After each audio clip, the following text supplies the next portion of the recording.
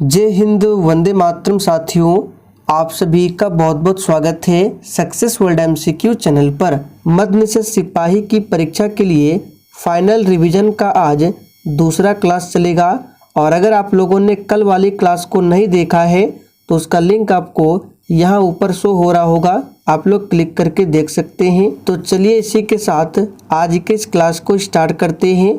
तो जल्दी से आप सभी लाइव में जुड़ जाइए। सभी को गुड इवनिंग, गुड इवनिंग। तो चलिए फर्स्ट क्वेश्चन आपके सामने है, जनसंख्या वृद्धि के सिद्धांत को किसने विकसित किया था।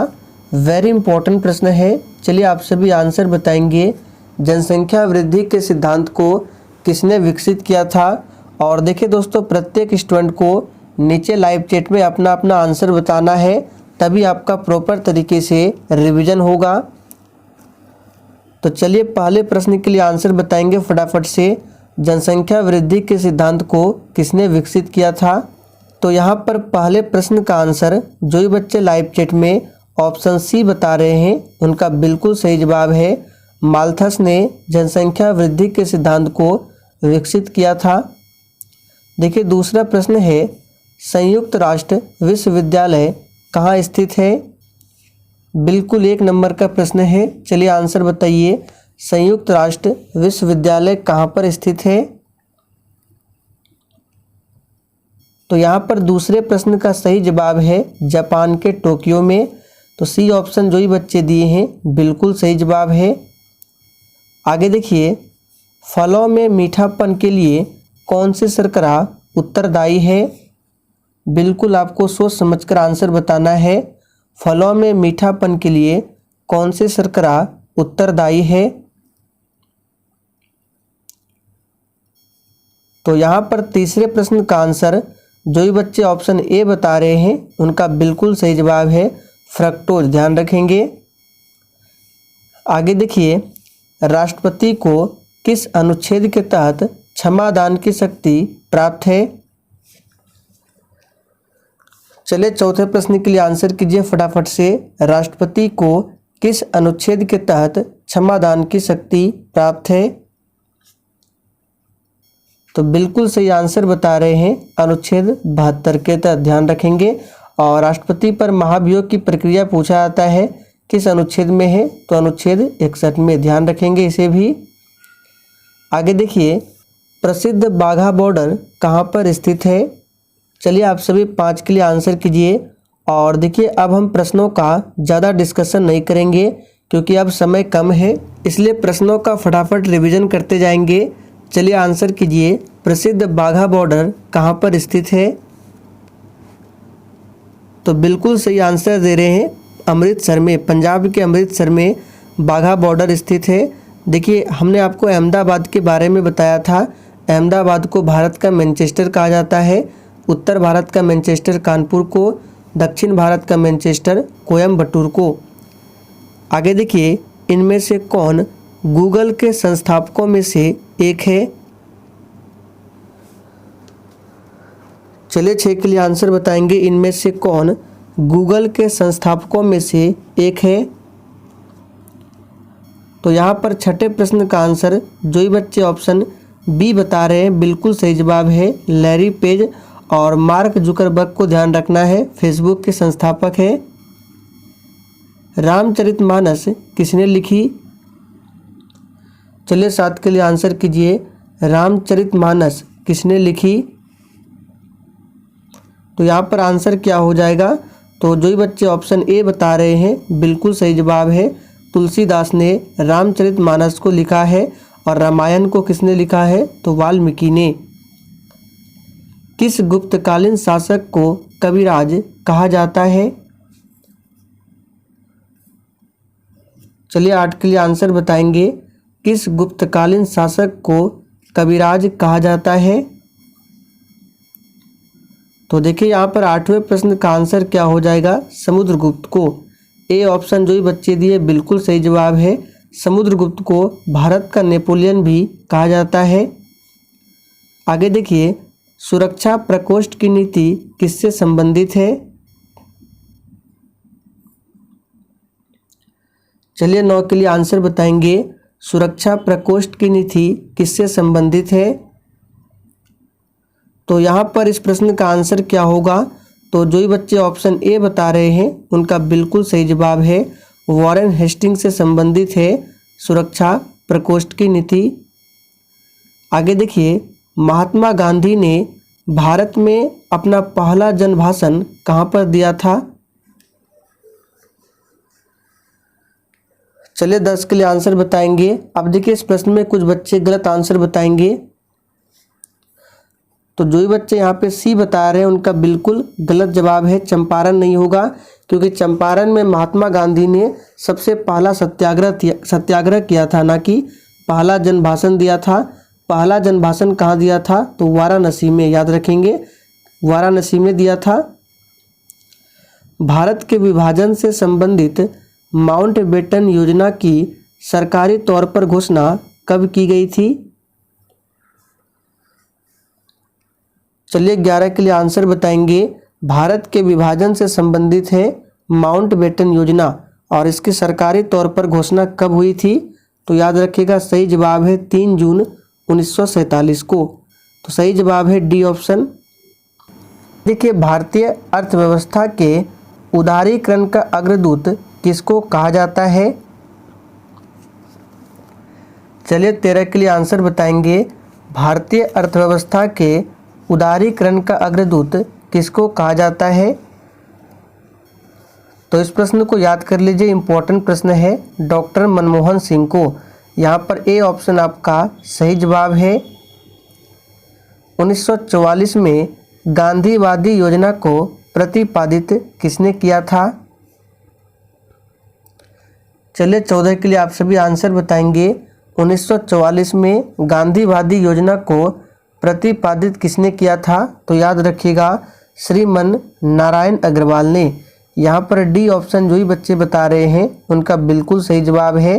जयप्रकाश नारायण ने संपूर्ण क्रांति का नारा दिया था, ध्यान रखेंगे, और इनको लोक नायक की उपाधि दी गई है जयप्रकाश नारायण को। नरसिम्हन समिति का संबंध किससे है? चलिए आप सभी 15 के लिए आंसर बताएंगे। और देखिए, आपको एक भी नोट्स की क्लास को मिस नहीं करना है। आज भी रात 9 बजे नोट्स की क्लास होगी, तो उसको जरूर देखना है। तो नरसिम्हन समिति का संबंध किससे है? तो याद रखिएगा, बैंकिंग संरचना सुधारों से। यहाँ पर सही जवाब है सी ऑप्शन, बैंकिंग संरचना सुधारों से संबंधित है नरसिम्हन समिति। आगे देखिए, निम्नलिखित युग्मों में से किसका सुमेल नहीं है? यहाँ पर देखिए दर्रों के नाम है और राज्यों के नाम दिए हुए हैं, तो कौन सा दर्रा किस राज्य में नहीं है? यहाँ पर आपको गलत बताना है कौन सा है।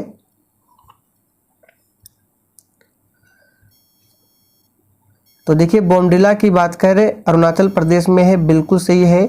नाथुला सिक्किम में है, पालघाट केरल में है, भोरघाट देखिए हिमाचल प्रदेश में नहीं है। भोरघाट कहाँ पर है? तो महाराष्ट्र में। तो सी ऑप्शन जो है ये सुमेलित नहीं है, ध्यान रखेंगे। भोरघाट क्या होगा? महाराष्ट्र। निम्नलिखित ज्वालामुखी में से किसे भूमध्य सागर का प्रकाश स्तंभ कहा जाता है? चलिए 17 के लिए आंसर बताइए। किस ज्वालामुखी को भूमध्य सागर का प्रकाश स्तंभ कहा जाता है? तो याद रखिएगा, सही जवाब है स्ट्राम्बोली को। सी ऑप्शन जो ही बच्चे दिए हैं बिल्कुल सही आंसर है। सूर्य से पृथ्वी की दूरी कितनी है? चलिए 18 के लिए आंसर बताएंगे। और जिसने अभी तक सेशन को लाइक नहीं किया है फटाफट से सेशन को लाइक करेंगे। सूर्य से पृथ्वी की दूरी कितनी है? तो याद रखिएगा 149.6 मिलियन किलोमीटर लगभग है। तो डी ऑप्शन आपका सही आंसर है। एशिया महाद्वीप का सबसे बड़ा द्वीप कौन सा है?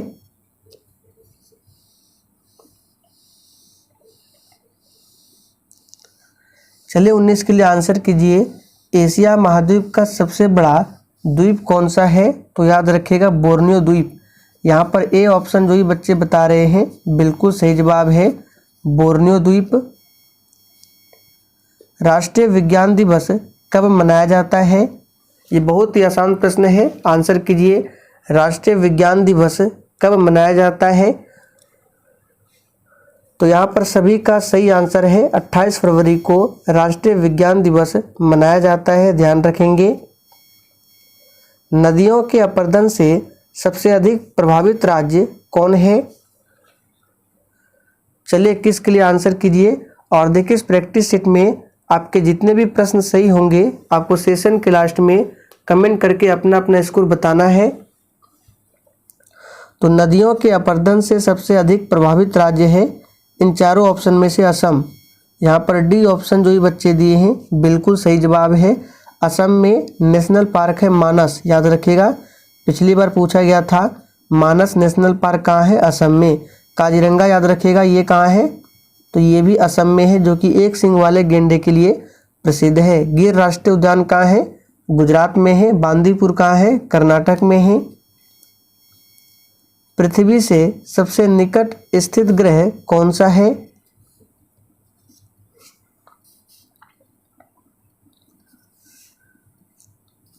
चलिए आंसर बताएंगे फटाफट से। पृथ्वी से सबसे निकट स्थित ग्रह कौन सा है? तो याद रखिएगा शुक्र है। और सूर्य से सबसे नजदीक पूछे तो बुध है। बुध ग्रह सौरमंडल का सबसे छोटा ग्रह है, जबकि बृहस्पति ग्रह सौरमंडल का सबसे बड़ा ग्रह है। और शुक्र ग्रह सौरमंडल का सबसे गर्म ग्रह है। लाल ग्रह मंगल को कहा जाता है। रोजर फेडरर किस खेल से संबंधित है? चलिए 23 के लिए आंसर बताएंगे।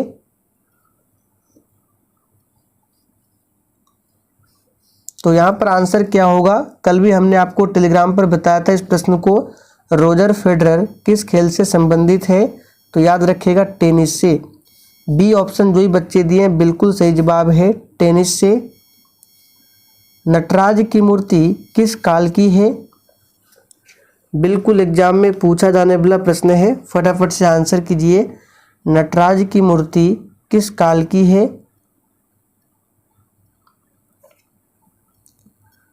तो यहाँ पर 24 का आंसर क्या होगा? तो जो ही बच्चे डी बता रहे हैं बिल्कुल सही जवाब है, चोल काल की मूर्ति है नटराज की मूर्ति।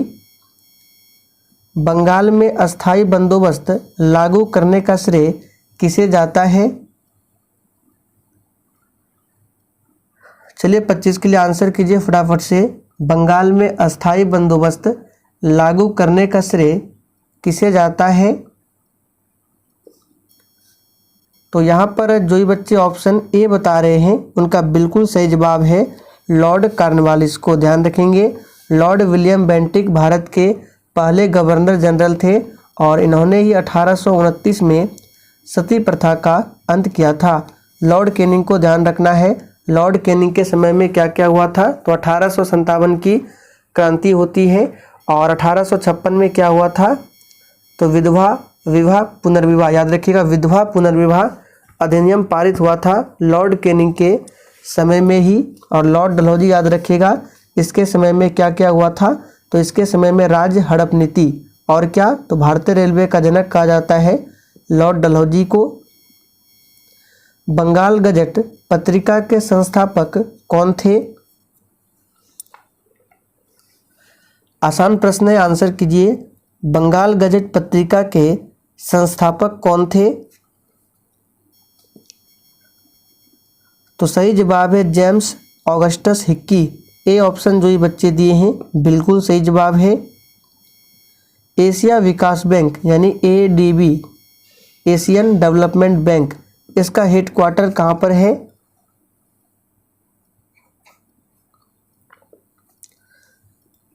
तो याद रखिएगा एडीबी का हेडक्वार्टर है फिलीपींस के मनीला में।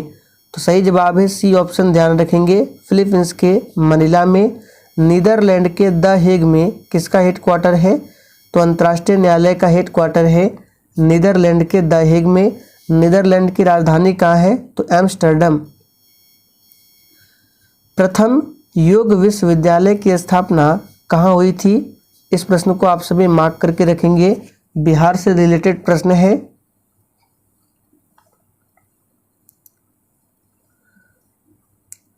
तो यहाँ पर जो ही बच्चे ऑप्शन बी बता रहे हैं बिल्कुल सही जवाब है। प्रथम योग विश्वविद्यालय की स्थापना होती है मुंगेर में। मेट्टूर बांध किस नदी पर बना है? चलिए 29 के लिए आंसर बताएंगे फटाफट से। तो यहाँ पर आंसर क्या हो जाएगा, हमने आपको काफ़ी बार बताया है मेट्टूर बांध जो है ये कावेरी नदी पर स्थित है। तो डी ऑप्शन जो ही बच्चे दिए हैं बिल्कुल सही जवाब है। गोदावरी नदी प्रायद्वीपीय भारत की सबसे लंबी नदी है। और नर्मदा नदी पर कौन सा बांध है? तो सरदार सरोवर बांध, ये गुजरात में स्थित है। और इसी नर्मदा नदी पर है धुआंधार जलप्रपात, इसे भी ध्यान रखेंगे। नर्मदा नदी का उद्गम स्थल कहाँ है? तो अमरकंटक। बौद्ध धर्म मानने वालों की संख्या किस राज्य में सर्वाधिक है?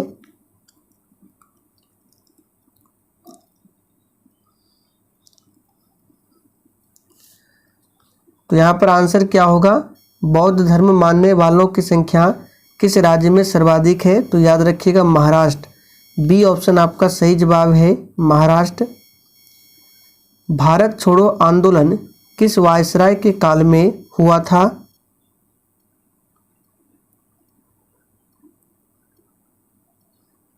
चलिए आंसर कीजिए फटाफट से। भारत छोड़ो आंदोलन ये हुआ था 1942 में। और इसी आंदोलन में महात्मा गांधी ने करो या मरो का नारा दिया था। और ये आंदोलन हुआ था किस वायसराय के काल में? तो याद रखिएगा लॉर्ड लिनलिथगो। यहाँ पर सी ऑप्शन जो ही बच्चे बता रहे हैं बिल्कुल सही जवाब है। H5N1 वायरस किस रोग के लिए उत्तरदायी है? चलिए 32 के लिए आंसर कीजिए। इस प्रश्न को भी टेलीग्राम पर हमने आपको शेयर किया था। H5N1 वायरस किस रोग के लिए उत्तरदायी है? तो यहाँ पर जो भी बच्चे ऑप्शन सी बता रहे हैं बिल्कुल सही जवाब है, बर्ड फ्लू, ध्यान रखेंगे। और एड्स इसका फुल फॉर्म पूछा जाता है एक्वायर्ड इम्यूनो डिफिशियंसी सिंड्रोम। विश्व एड्स दिवस कब मनाया जाता है? तो प्रत्येक वर्ष 1 दिसंबर को। और एड्स किसके कारण होता है? तो HIV वायरस से होने वाला रोग है एड्स। आगे देखिए, पृथ्वीराज रासो के लेखक कौन है?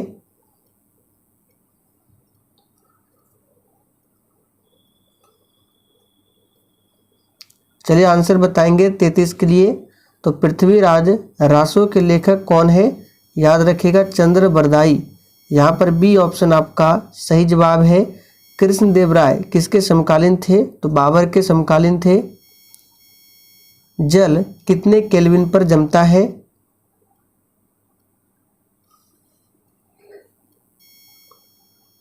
चलिए 34 के लिए आंसर बताइए। जल कितने केल्विन पर जमता है? तो बिल्कुल सही आंसर दिए हैं, 273 केल्विन पर जल क्या होता है? जम जाता है। जल का सूत्र होता है H2O और इसका अनुभार कितना होता है? 18। जबकि भारी जल का सूत्र होता है D2O ड्यूटेरियम ऑक्साइड और इसका अनुभार होता है 20। भारत में बीबी का मकबरा किस राज्य में स्थित है?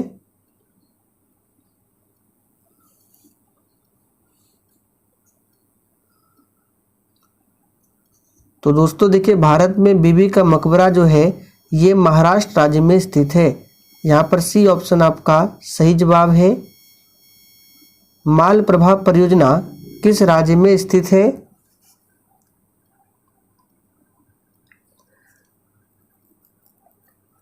चलिए आंसर बताएंगे फटाफट से।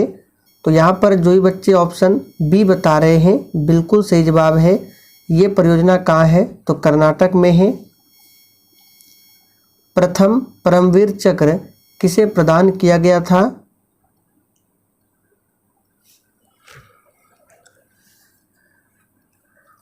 चलिए तो आंसर क्या होगा? प्रथम परमवीर चक्र किसे प्रदान किया गया था? तो याद रखिएगा सही जवाब है मेजर सोमनाथ शर्मा को। यहाँ पर सी ऑप्शन जो ही बच्चे दिए हैं बिल्कुल सही जवाब है। मजलिस किस देश की संसद का नाम है? चलिए 38 के लिए आंसर कीजिए। मजलिस किस देश की संसद का नाम है? तो देखिए, मालदीव की संसद का नाम है मजलिस और ईरान देश की संसद का नाम है मजलिस, यानी कि दोनों आंसर सही है, मालदीव और ईरान, याद रखिएगा। निम्नलिखित में से कौन से बराबर वर्षा वाले स्थानों को जोड़ने वाली रेखाएं दर्शाते हैं? चलिए 39 के लिए आंसर बताएंगे कौन से रेखाएं हैं जो बराबर वर्षा वाले स्थानों को जोड़ती है। तो याद रखिएगा ये है आइसोहाइट। यहाँ पर डी ऑप्शन जो ही बच्चे दिए हैं बिल्कुल सही जवाब है आइसोहाइट। भारत में चंदन की लकड़ी के वन सर्वाधिक कहाँ पाए जाते हैं? अगर राज्य पूछे तो कर्नाटक। भारत में चंदन की लकड़ी के वन जो है सबसे अधिक कहाँ पर है? कर्नाटक में है। लेकिन यहाँ पे देखिए क्षेत्र बताना है, यानी किस पहाड़ियों में पाए जाते हैं। तो याद रखिएगा नीलगिरी की पहाड़ियों में। सी ऑप्शन जो ही बच्चे दिए हैं बिल्कुल सही जवाब है। नीलगिरी पर्वत की सबसे ऊंची चोटी का नाम क्या है? तो दोदा बेटा। भारत में किससे न्यायिक समीक्षा का अधिकार प्राप्त है? तो भारत में किससे न्यायिक समीक्षा का अधिकार प्राप्त है? तो याद रखिएगा सर्वोच्च न्यायालय।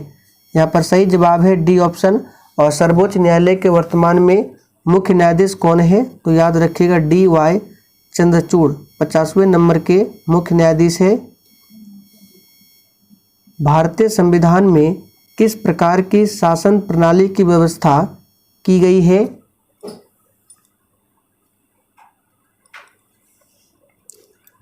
चलिए 43 के लिए आंसर बताएंगे। भारतीय संविधान में किस प्रकार की शासन प्रणाली की व्यवस्था की गई है? तो यहाँ पर जो ही बच्चे सी बता रहे बिल्कुल सही जवाब है संसदात्मक। ध्यान रखेंगे भारतीय संविधान में संसदात्मक शासन प्रणाली की व्यवस्था की गई है। भारतीय संविधान के अनुच्छेद 25 का संबंध किससे है? ये प्रश्न भी आपके एग्जाम के लिए इम्पोर्टेंट बनेगा। चलिए आंसर कीजिए। आर्टिकल 25 का संबंध किससे है? तो यहाँ पर जो ही बच्चे ऑप्शन सी बता रहे हैं बिल्कुल सही जवाब है। धर्म की स्वतंत्रता से संबंधित है अनुच्छेद 25। निम्नलिखित में से सबसे छोटा पुष्पी पादप कौन सा है?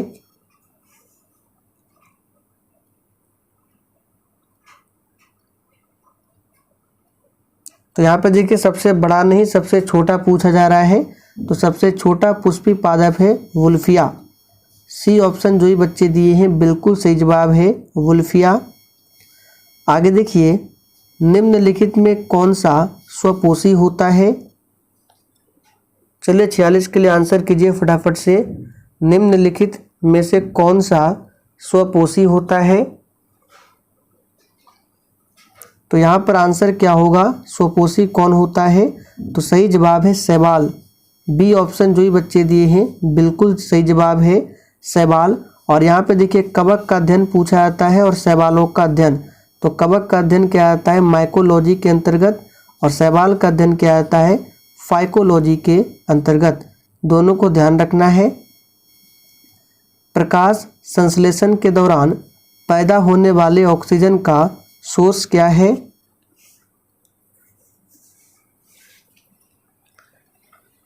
चलिए आंसर बताएंगे 47 के लिए फटाफट से। तो ऑक्सीजन का जो स्रोत है ये जल है। यहाँ पर ए ऑप्शन जो ही बच्चे दिए हैं बिल्कुल सही जवाब है जल है। उत्पादन की दृष्टि से भारत का प्रमुख खाद्यान्न क्या है?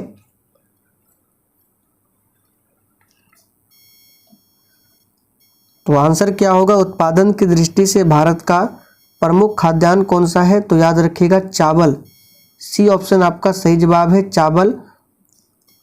और चावल जो है ये खरीफ की फसल है। आगे देखिए मानव कपाल में अस्थियों की संख्या कितनी होती है? चलिए 49 के लिए आंसर बताएंगे फटाफट से। मानव कपाल में अस्थियों की संख्या कितनी होती है? तो यहाँ पर जो ही बच्चे ऑप्शन बी बता रहे हैं बिल्कुल सही जवाब है 8। कौन सा बंदरगाह भारत के पश्चिमी किनारे पर स्थित है? चलिए आंसर बताएंगे। पश्चिमी किनारे यानी गुजरात क्षेत्र में बताना है। तो कौन सा है? तो याद रखिएगा ये कांडला बंदरगाह है और ये एक ज्वारीय बंदरगाह है और इसका नया नाम क्या हो गया है, तो दीनदयाल उपाध्याय बंदरगाह, इसे ध्यान रखेंगे। प्राकृतिक रबड़ को अधिक मजबूत तथा प्रत्यास्थ बनाने के लिए उसमें निम्नलिखित में से क्या मिलाया जाता है। चलिए 51 के लिए आप सभी आंसर बताएंगे। तो यहाँ पर 51 का आंसर क्या होगा, तो जो भी बच्चे सल्फर बता रहे हैं बिल्कुल सही जवाब है। प्राकृतिक रबड़ को अधिक मजबूत तथा प्रत्यास्था बनाने के लिए उसमें सल्फर को मिलाया जाता है। हाइड्रोजन में सबसे अधिक क्रियाशील कौन है। चलिए 52 के लिए आप सभी आंसर बताएंगे। हाइड्रोजन में सबसे अधिक क्रियाशील कौन है, तो सबसे अधिक क्रियाशील है फ्लोरीन। यहाँ पर ए ऑप्शन आपका सही जवाब है। इसका सिंबल क्या है, एफ, परमाणु क्रमांक 9, याद रखिएगा। निम्न में से कौन सा विद्युत अचुंबकीय है, यानी इन चारों ऑप्शन में से कौन सा विद्युत अचुंबकीय है आपको बताना है। तो चलिए यहाँ पे आंसर हो जाएगा विद्युत अचुंबकीय है जस्ता। सी ऑप्शन जो ही बच्चे दिए हैं बिल्कुल सही जवाब है जस्ता। धूप के चश्मे के लिए किस कांच का प्रयोग किया जाता है। ये प्रश्न पूछा हुआ प्रश्न है, आंसर बताएंगे। धूप के चश्मे के लिए किस कांच का प्रयोग किया जाता है, तो याद कर लीजिए क्रुक्स कांच का प्रयोग किया जाता है धूप के चश्मे के लिए। मिल्क ऑफ मैग्नीशिया क्या होता है। मिल्क ऑफ मैग्नीशिया MgOH2, ये मिल्क ऑफ मैग्नीशिया है और ये क्या होता है, तो याद रखिएगा, यानी इसका नाम क्या है, तो मैग्नीशियम हाइड्रोक्साइड। देखिए ऑप्शन डी में दिया हुआ है मैग्नीशियम हाइड्रोक्साइड। आगे देखिए, रसायन प्रयोगशाला में उपयोग में लाया जाने वाला लिटमस किससे प्राप्त किया जाता है।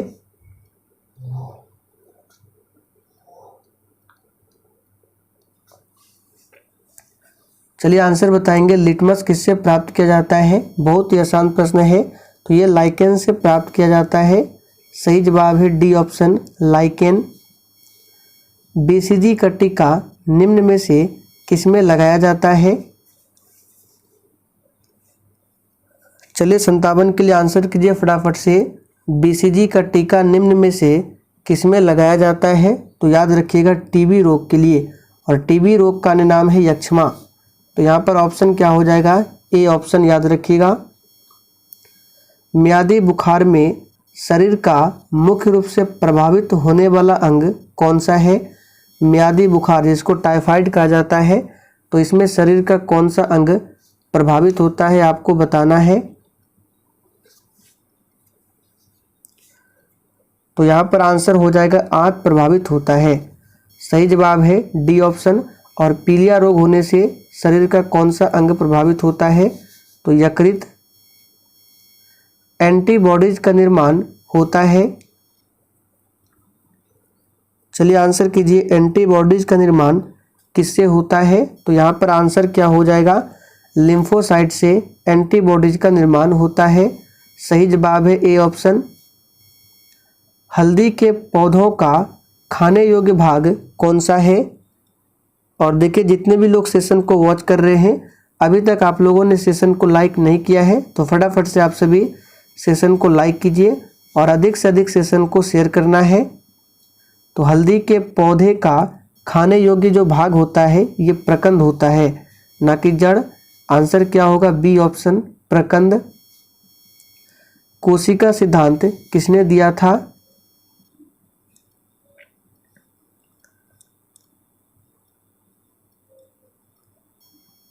चलिए आंसर कीजिए, कोशिका सिद्धांत किसने दिया था, तो याद रखिएगा यहाँ पर सही जवाब क्या है, तो कोशिका सिद्धांत दिया था स्लाइडन व स्वान ने। यहाँ पर बी ऑप्शन आपका सही आंसर है। नेक्स्ट क्वेश्चन है, ब्रह्मांड में सर्वाधिक पाया जाने वाला तत्व कौन सा है। ये प्रश्न आपके एग्जाम के लिए इम्पोर्टेंट बनेगा, इसको ध्यान रखें। ब्रह्मांड में सबसे अधिक पाया जाने वाला तत्व कौन सा है, तो यहाँ पर जो ही बच्चे ऑप्शन ए बता रहे हैं उनका बिल्कुल सही जवाब है हाइड्रोजन है। याद रखिएगा, यहाँ पे ब्रह्मांड में पूछा जा रहा है और वायुमंडल में पूछे तो आप सभी जानते हैं ये नाइट्रोजन है। नाइट्रोजन कितना, तो 78% के आसपास, ऑक्सीजन 21% के आसपास और कार्बन डाइऑक्साइड 0.03% के आसपास है। लेकिन ब्रह्मांड में सबसे अधिक क्या है, तो हाइड्रोजन है। हाइड्रोजन को भविष्य का ईंधन माना गया है। इसके 3 समस्थानिक है और जो तीसरा समस्थानिक है प्रोटियम, ड्यूटेरियम, ट्राइटियम H13, ये रेडियो सक्रियता को प्रदर्शित करता है। गोताखोरों द्वारा गहरे समुद्र में सांस लेने के लिए ऑक्सीजन के साथ किस गैस को मिश्रित किया जाता है? ये प्रश्न भी एग्जाम के लिए इम्पोर्टेंट है। चलिए आंसर कीजिए फटाफट से। ऑक्सीजन के साथ किस गैस का मिश्रण होता है? तो याद कर लीजिए, ऑक्सीजन के साथ होता है हीलियम का। यहाँ पर बी ऑप्शन आपका सही जवाब है, हीलियम। अमीनो अम्ल का बहुलक होता है। चलिए आंसर कीजिए, अमीनो अम्ल का बहुलक होता है। तो याद रखिएगा, अमीनो अम्ल का बहुलक होता है प्रोटीन।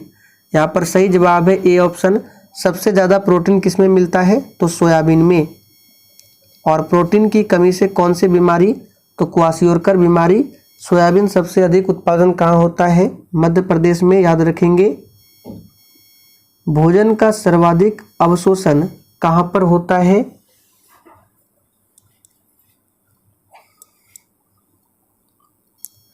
तो देखिए, भोजन का सर्वाधिक अवशोषण जो होता है ये होता है कहाँ पर, तो इलियम।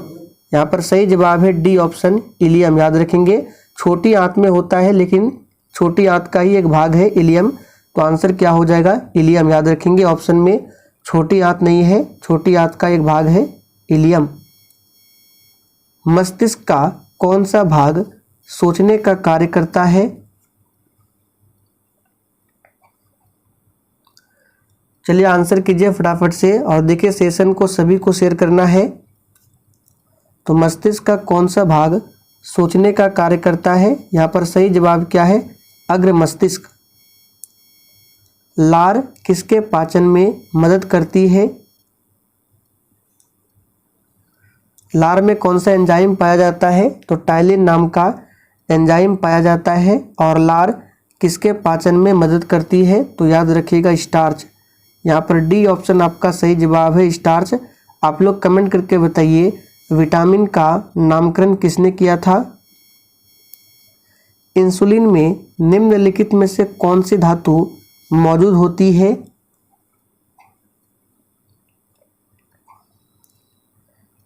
चलिए 68 के लिए आंसर कीजिए, इंसुलिन में कौन सी धातु मौजूद होती है? तो याद रखिएगा, सही जवाब है जस्ता। सी ऑप्शन जो ही बच्चे दिए हैं बिल्कुल सही जवाब है। इंसुलिन की कमी से मधुमेह बीमारी होती है और विश्व मधुमेह दिवस 14 नवंबर को मनाया जाता है। थैलेसीमिया एक आनुवांशिक रोग है जिससे प्रभावित होता है। चलिए आंसर कीजिए फटाफट से। थैलेसीमिया क्या है, एक आनुवांशिक रोग है। तो सबसे पहले ये आपको जरूर ध्यान रखना है। और ये किसको प्रभावित करता है, तो यहाँ पर आंसर क्या हो जाएगा, ये रक्त को प्रभावित करता है। ध्यान रखेंगे, रक्त का पीएच मान 7.4 होता है जो कि क्षारीय प्रकृति का है। वन्य जीव संरक्षण अधिनियम कब लागू हुआ था?